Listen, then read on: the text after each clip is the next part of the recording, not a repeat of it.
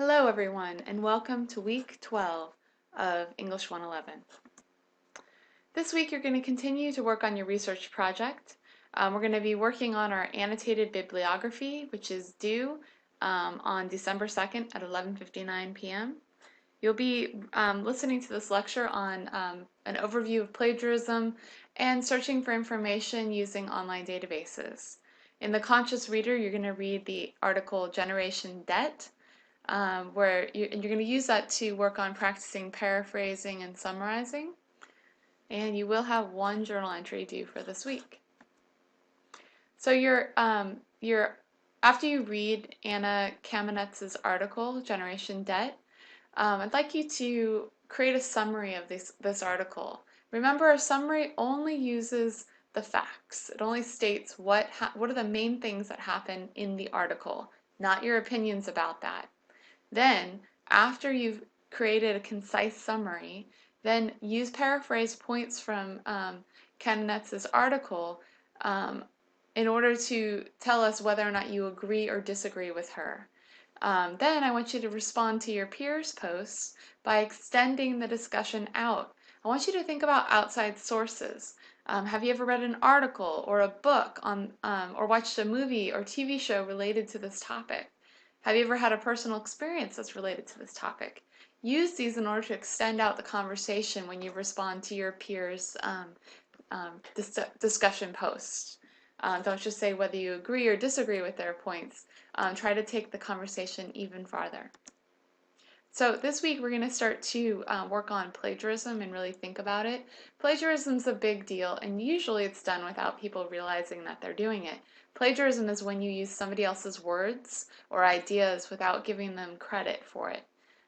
This tutorial, found at University of Maryland University College Writing Center, is a really great tutorial. Click on it and click on interactive version, and it'll take you through a tutorial on how to identify whether or not you're plagiarizing or not. Please complete that tutorial.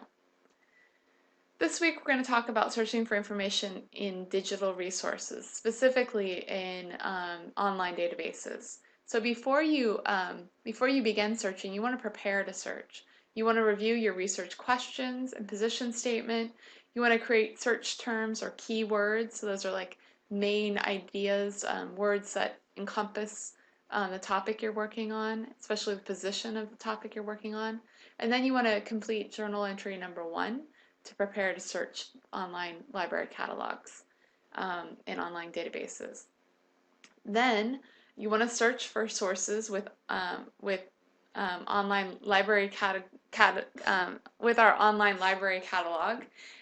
Then you also want to search for sources using databases, our online databases at Clarion University.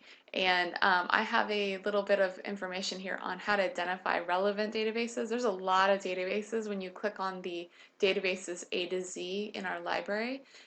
So in order to make that less overwhelming, I've broken it down into different types. So for your first journal entry today, I'd like you to really think about your research proposal. Most of those will be graded by next week. I'm sorry for the delay, but there's a lot of you guys, and I'm trying to give you guys as much input as possible. I want you to review your research proposal, your position statement, all the information and feedback you've gotten through your journals from me to really identify your keywords and phrases. You want to gather authors, who are the main people talking about this topic in talking about your topic. What are their names? What are the titles of some of their books or articles? What are some of the different subjects that are related to your topic, the issue that you're looking at? And then I want you to ask these questions. What are the names of the authors I can use to search by author? What are the titles of the works that have been referred to me or that I've found in works cited pages that I can use to search by title? What words and phrases can I use to search by subject? What words and phrases can I use to search by keyword? And does it make sense to search by date? If so, what are the dates I should search by? So, how can you search for sources with databases? Databases generally fall into 5 categories. There's news and information databases, and these are recently published articles in newspapers and popular magazines. An example of this is the LexisNexis academic search engine. There's subject databases that focus on broad subject areas such as education, business, and government. A great example of this is Academic Search Premier, and we're going to have a little tutorial on that in just a second. Bibliographies focus on publications in a specific discipline or profession. An example is Family and Society Studies Worldwide or Social Science Abstracts. Citation indexes identify sources that have referenced a specific publication, such as an article in a journal or a conference proceeding. And media databases provide access to images, videos, and audio sources. And ArtStore is a really good example of that.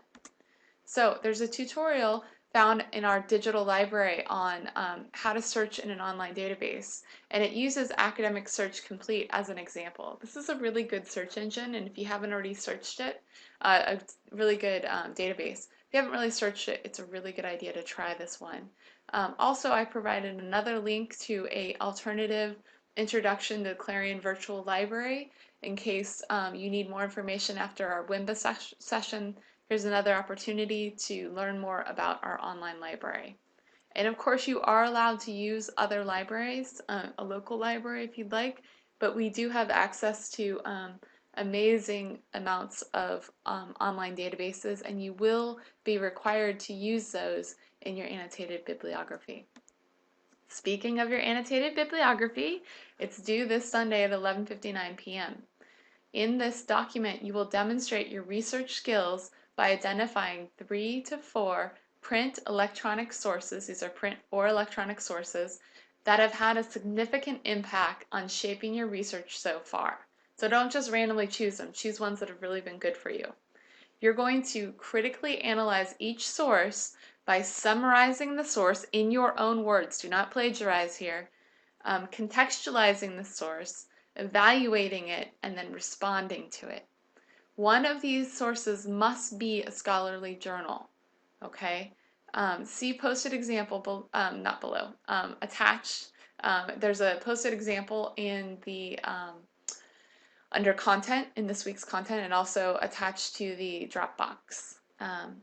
But as always, if you have questions, please feel comfortable sending me an email and asking me. Alright, so after you complete your annotated bibliography this week, next week we're going to begin to work in our journals on our thesis and our outline of our actual draft. Then the following week your first draft will be due. Then the next week we'll begin working on revision and peer review. Alright guys, I hope you have a great week, and I look forward to seeing you online.